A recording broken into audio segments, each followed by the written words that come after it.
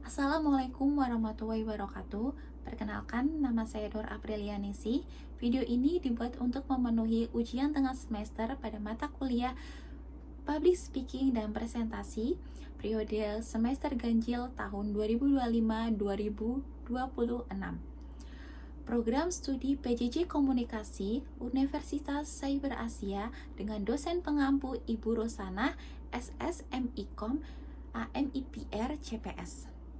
Berikut pertanyaan serta jawaban yang akan saya paparkan dalam video ini. Soal yang pertama yaitu perbedaan antara public speaking dan presentasi berdasarkan karakteristik dan tujuannya.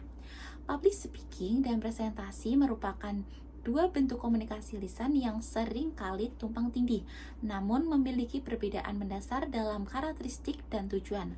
Public speaking umumnya lebih luas dan fleksibel, berfokus pada penyampaian pesan secara verbal untuk menginspirasi, menghibur, atau memotivasi audiens yang beragam. Karakteristiknya meliputi struktur naratif yang ceritanya driven, interaktif spontan, serta penekanan pada gaya komunikasi seperti modulasi suara, ekspresi wajah, dan bahasa tubuh. Tujuannya seringkali untuk membangun koneksi emosional atau mempengaruhi pandangan audiens secara umum. Sebaliknya, presentasi lebih terstruktur dan formal, seringkali didukung oleh alat bantu visual seperti slide PowerPoint untuk menyampaikan informasi secara logis dan detail. Karakteristiknya mencakup format yang terorganisir, pendahuluan, isi utama, kesimpulan, fokus pada kejelasan data, serta interaksi yang lebih terbatas. Tujuannya biasanya untuk mendidik, menyampaikan fakta, atau merekomendasikan tindakan spesifik dalam konteks profesional atau bisnis.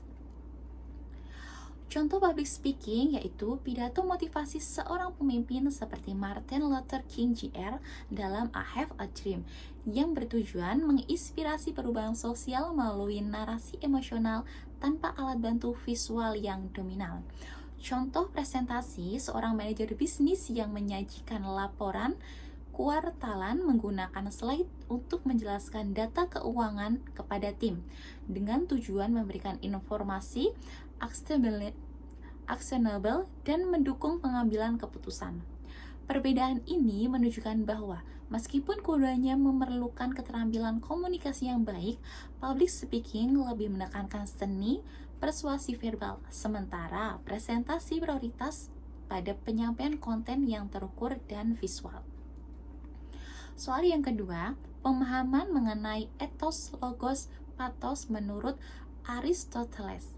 Aristoteles dalam karyanya Retorik mengidentifikasikan tiga elemen utama kredibilitas komunikator, modus of persuasion, ethos, logos, dan pathos. Ketiganya saling melengkapi untuk menciptakan persuasi yang efektif. Ethos merujuk pada kredibilitas atau karakter pembicara. Ini dibangun melalui demonstrasi keahlian, integritas, dan nilai baik, sehingga audiens percaya bahwa pembicara layak didengar. Ethos penting karena audiens lebih mudah dipersuasi oleh seorang yang dianggap dapat dipercaya. Contoh, seorang dokter yang berbicara tentang kesehatan masyarakat menyebutkan pengalaman yang kualifikasinya membuat audiens lebih percaya atau menerima sarannya. Logos adalah apel logika yang melibatkan argumen rasional didukung oleh fakta, data, statistik, atau penalaran deduktif atau induktif. Logos menargetkan pikiran audiens untuk membuktikan kebenaran klaim secara objektif. Contoh, dalam debat tentang perubahan iklim, pembicaraan menggunakan data ilmiah dari laporan IPCC untuk membuktikan peningkatan suhu global, sehingga argumennya kuat secara logis. Sedangkan pathos merupakan apel emosional yang membangkitkan perasaan audiens seperti empati, kemarahan, atau harapan untuk memotivasi tindakan. Pathos efektif karena manusia sering membuat keputusan berdasarkan emosi. Contohnya yaitu kampanye amal yang menceritakan kisah anak yatim piatu untuk membangkitkan rasa kasihan, mendorong donasi dari audiens. Ketiga elemen ini idealnya digunakan secara seimbang. Logos memberikan fondasi, etos membangun kepercayaan, dan pathos menciptakan koneksi emosional yang mendalam. Soal yang ketiga yaitu kendala atau hambatan dalam public speaking dan presentasi serta upaya untuk mengatasinya. Aktivitas public speaking dan presentasi sering menghadapi berbagai kendala, baik secara internal maupun eksternal. Beberapa hambatan umumnya seperti kecemasan atau stage fright, rasa gugup yang berlebihan menyebabkan gemetar, lupa kata-kata, atau detak jantung yang cepat. Kedua, kurangnya kepercayaan diri, merasa tidak kompeten atau takut dinilai negatif oleh audiens. Ketiga, masalah struktur dan konten, kesulitan dalam mengorganisir materi sehingga pidato menjadi tidak koheren atau membingungkan. Keempat, interaksi audiens, kesulitan mengenai pertanyaan tak terduga atau audiens yang tidak responsif. Kelima, faktor teknis, gangguan seperti masalah mikrofon, slide error, atau gangguan lingkungan. Keenam, manajemen waktu. Pidato terlalu panjang atau terburu-buru menyebabkan hilangnya poin yang penting.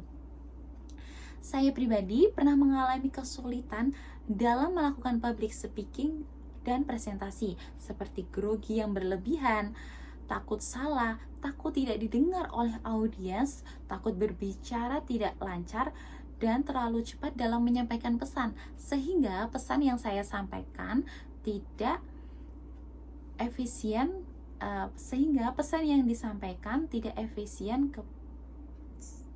kepada audiens. Upaya saya untuk mengatasi hal tersebut adalah yang pertama, meliputi persiapan mendalam, latihan berulang, rekam video diri sendiri, dan simulasi audiens. Kedua, teknik relaksasi, pernapasan dalam, visualisasi positif, atau mindfulness sebelum tampil. Ketiga, pengembangan keterampilan, ikuti kursus public speaking, pelajari feedback, dan mulai dari audiens kecil. Pengelolaan teknis seperti persiapan backup alat online sederhana untuk mengatasi lupa. Kelima, fokus pada audiens. Alihkan perhatian dari diri sendiri ke nilai yang diberikan kepada pendengar. Yang terakhir, praktek berkelanjutan. Eksposur terhadap untuk membangun resiliensi terhadap kecemasan. Dengan pendekatan sistematik, hambatan ini dapat minimalisir, meningkatkan efektivitas komunikasi. Soal yang keempat yaitu argumentasi terhadap pernyataan-pertanyaan tertentu. Seperti yang pertama, seorang public speaker harus membuat audiens tertawa. Pertanyaan ini tidak selalu benar. Humor dapat meningkatkan engagement dan retensi pesan, namun bukan keharusan. Dalam konteks serius seperti pidato pemakaman atau presentasi ilmiah, humor justru dapat mengurangi kredibilitas. Yang esensialnya adalah kesesuaian dengan tujuan dan audiens. Koneksi autentik lebih penting daripada paksaan untuk tertawa. Poin B, seorang introvert tidak bisa public speaking.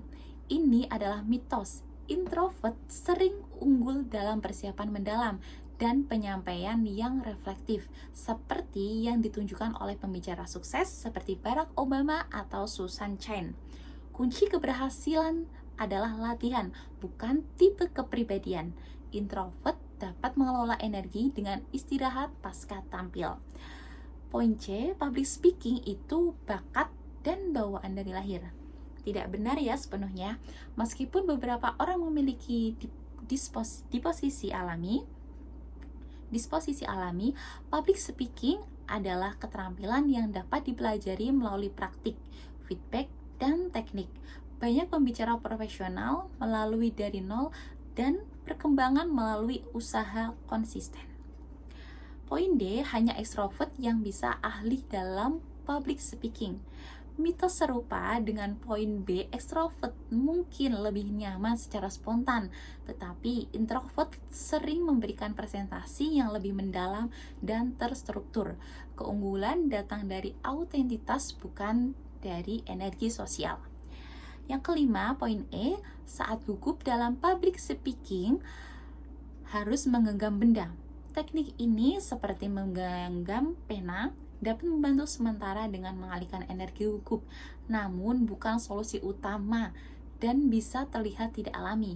Lebih baik kita menggunakan teknik seperti power posing, pernapasan, atau fokus pada pesan untuk mengelola kecemasan secara efektif. Soal yang kelima yaitu analisis video atau performance public speaking dari Simon Sinek, How Great Leader Inspire Action. Saya memilih performance Simon Sinek dalam TED Talk berjudul How Great Leader Inspire Action, juga dikenal sebagai Start With Why, yang telah ditonton lebih dari 60 juta kali dan tetap relevan sampai sekarang. Alasan memilih tokoh ini yaitu Simon Sinek menginspirasi karena konsep Golden Circle. Start With Why merevolusi pemahaman tentang kepemimpinan dan komunikasi. Talk ini sederhana namun mendalam, mengubah cara orang berpikir tentang motivasi, bisnis, dan persuasi. Ia juga menginspirasi jutaan orang untuk fokus pada tujuan daripada produk, membuatnya timeless dan aplikatif di berbagai bidang. B. Kategori semi formal. Acara TED bersifat profesional namun santai, dengan audiens terdidik dan pembicara menggunakan bahasa sehari-hari tanpa slide yang berlebihan. Poin C. Kegiatan dan lokasi. TEDx Puget Sound, September pada tahun 2009 di Puget Sound, Washington, Amerika Serikat. Ini adalah konferensi TED independen yang fokus pada ide-ide yang inovatif. Poin D. Aspek komunikasi verbal dan non-verbal. Bahasa sederhana, repetisi untuk menekankan, misalnya people don't buy what you do, they buy why you do it. Dan cerita nyata, Apple, Rick Brother, Martin Luther King. Non-verbal, gerakan tangan alami untuk mengilustrasikan Golden Circle, eye contact luas, postur terbuka, dan senyum autentik yang membangun koneksi. Poin E, yakni aspek performance, energi tinggi tapi terkendali, pacing lambat untuk penekanan, transisi mulus antar contoh.